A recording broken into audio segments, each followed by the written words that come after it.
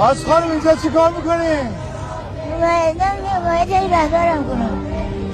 Aslanım. আপনারা ভিডিওটা দেখে কি বুঝতে পারলেন?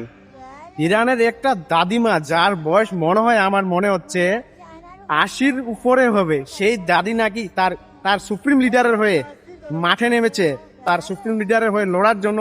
সেই দাদিটিও বলছে কি, আমি আমার সুপ্রিম লিডারের হয়ে লড়তে এসেছি, আমি মরণকে ভয় করি না, আমি শাহাদত হতে চাই, আমি শেরের মতো মরতে চাই, আমি গিদারের মতো আমি ঘরে বসে থাকতে চাই না, আমি শেরের মতো, আমি বাঘের মতো মরতে চাই। তো দাদিটির কাছে আমাদের শিক্ষা নেওয়া দরকার যে যে কোনো দেশেরই শক্তিকে দেখে ভয় করা উচিত নয়, কারণ আমরা আল্লাহকেই একমাত্র ভয় করি, আল্লাহ ছাড়া কাউকে ভয় করি না। তো দাদিটিকে দেখে আমার ভীষণ ভালো লেগেছে, প্রতিটা দেশবাসী এইরকম হওয়া চাই। তো দাদিকে আমি দিল থেকে স্যালুট করছি।